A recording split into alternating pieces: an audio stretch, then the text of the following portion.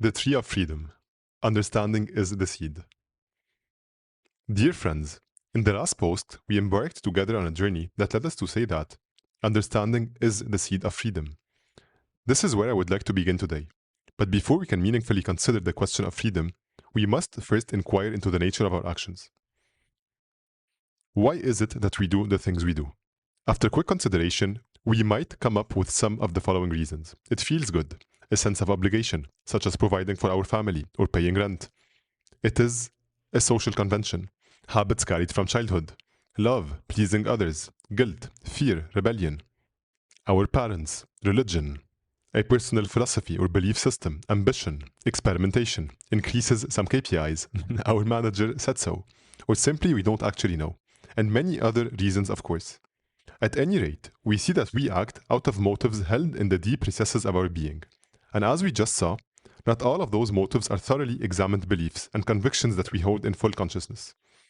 But that is not the whole answer to the question we asked. The further we contemplate this question, not only in thought, but especially in self-awareness while willing, we would quickly come to the fascinating realization that we are mostly asleep with regard to our will. Let me clarify what I mean by asleep. Imagine yourself in a room with a couple of your friends having a conversation.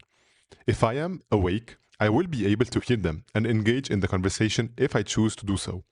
If I am asleep, I would not hear what they are saying, and I would most definitely not have in any way the capacity to engage in the conversation. So despite my physical presence in the situation, I am not awake to choose to engage with it. This is, by analogy, how we are with regard to our will. We are present in the situation, but we are often not awake to choose to engage with it. Needless to say here that this is not absolute. We are awake to different degrees in different situations. Let me offer a vivid example. I often change the hand where I wear my watch, and despite knowing this, I cannot tell you the number of times I catch myself checking the time on the hand where the watch habitually is, and not on the hand where the watch actually is. Of course, this only happens for a few days, until the new hand, in turn, becomes the habitual hand. Then once again, I change where I wear the watch. So despite knowing in my thoughts where the watch is, I do not know in my will where the watch is.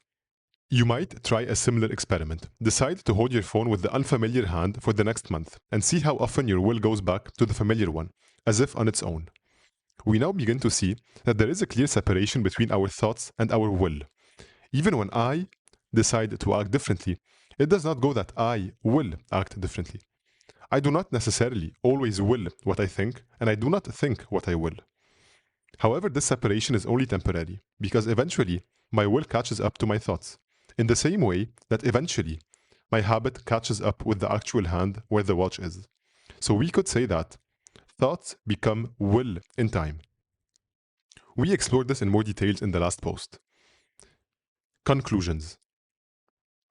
Most of us are familiar with the idea of conclusions as the result of our reasoning.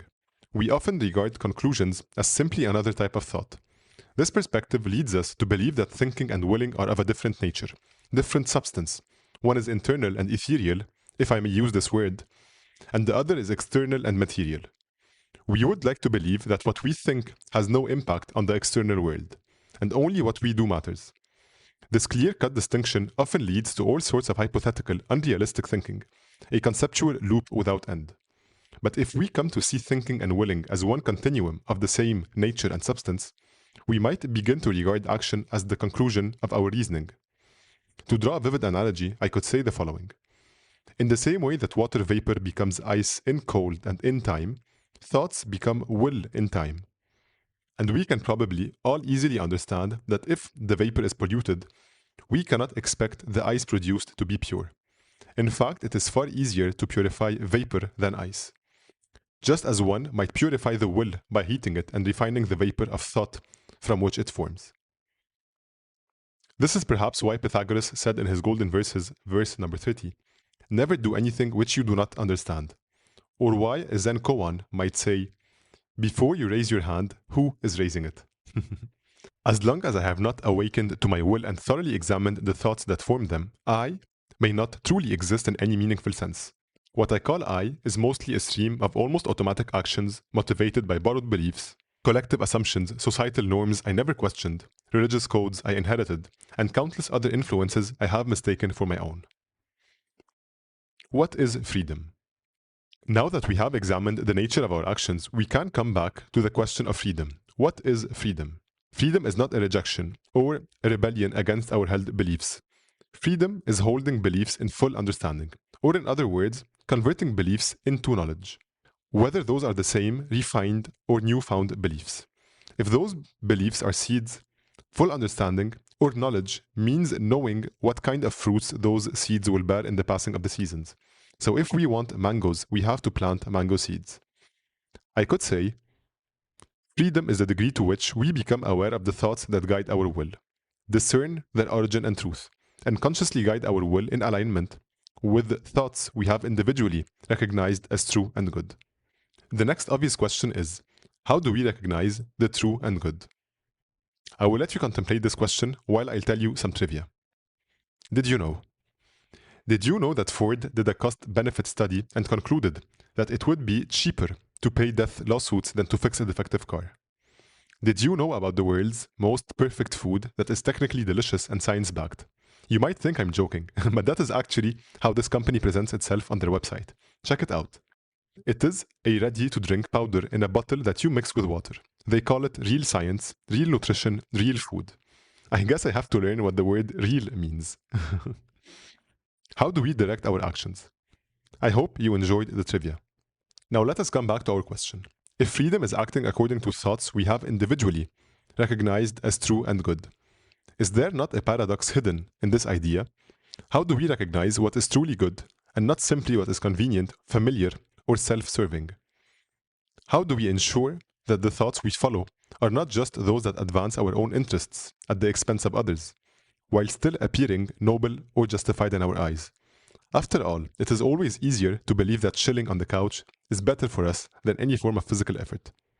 To approach this paradox with clarity, let us recall a few essential ideas we have explored so far. In the previous post, we discussed how we can come to regard the outer world as a vast museum with an exhibition of the past of our inner lives. We already discussed the process of creation by which our inner life becomes the world we live in. In doing so, we no longer experience our inner life as something subjective within us, but as the very environment that surrounds us. We become subject to our own thoughts, made outer through creation. This is important because within our minds, we are rarely able to judge the quality of our thoughts fairly. We tend to live inside them as if they were unquestionable laws, unaware of their distortions or limitations. But once those thoughts have become our actual lives, their quality becomes evident, not through analysis, but through experience. We begin to feel their beauty or their weight and sharpness reflected back at us by the life they generate and we live. And in that reflection, we may either revel or wish we had thought differently. What is this faculty by which we may either revel or wish we had thought differently? The warmth of feeling. It is unfortunate that I have to make this comment, but here I do not refer to feeling as moodiness or the sentimental, romanticized version we may associate with the word today. I refer to feeling as the faculty of sight into the future, what cannot yet be seen. The way we recognize harmony or dissonance between our thoughts and life itself. Have you ever worn new shoes that were just slightly uncomfortable, but you pushed through the discomfort anyway until the discomfort turned into a blister, and eventually the blister into a wound? This might give us an idea of how the meeting at Ford went. What do you mean it doesn't feel right? The spreadsheets are always right.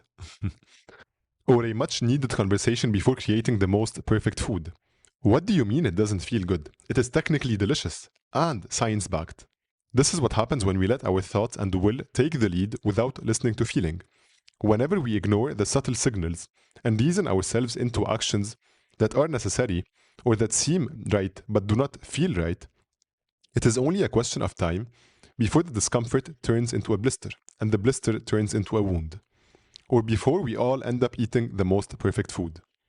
Feeling on its own is not enough. Our feelings have to be reflected upon, understood, digested.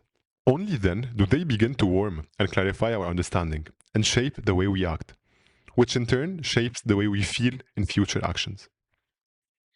The tree of freedom. Understanding is the seed of freedom. However, the seed is not the tree. The seed is the tree in the passing of the seasons, the nurturing of the soil, and the warmth and light of the sun. So we might say the seed of freedom is born from right understanding. But unless this understanding is carried into action, it remains abstract, not yet real. Through action, our thoughts enter the world, or more accurately, our thoughts become the world. And from the world, we receive something back, not just results, but a feeling. This feeling tells us whether our action harmonized with our deeper nature, or whether we forced it, ignored something, or distorted it. This resonance must be thought through, not reacted to, but reflected upon, and thus begins the spiral. From clear thinking to free willing to resonant feeling, and back again. Each turn of the spiral draws us deeper into understanding and higher into freedom. Not as a state we achieve, but a journey to unfold. We often live in cycles of thinking, then willing, then feeling. They are separate processes that we experience in different points of time. We think, but sometimes we act against our resolutions. We act, then we regret. We regret, but we don't learn the lesson. We often find ourselves repeating the very same patterns. The tree of freedom grows to the same extent to which we can align those three to happen simultaneously and harmoniously in perfect resonance. So we will what we think, and what makes us carry no regrets into the future. Whether we believe in heaven or hell, or karma and reincarnation, we often hold that this happens after death, where we either reap the rewards or suffer the consequences of our actions. But perhaps this idea only becomes necessary when we do not regularly reflect upon, feel, and learn from the lives we are already living. If our thoughts, our actions, and our feelings remain fragmented, then the uncomfortable shoes cause a wound. But maybe, just maybe, we do not need to wait until after death to pass through either one. Maybe we pass through them every day, or even every moment. What is death anyway? May you nurture your understanding until you see it grow into a magnificent freedom tree. What about the others? So far, we have considered the question of freedom from the perspective of one individual. You might be wondering, what about the others? Can two free individuals live together? You might also be saying, I did not create the world I live in. I did not create any of these systems. Others did. What others? What do you mean to? I will let you contemplate that until we explore it further together in future posts. Thank you for listening.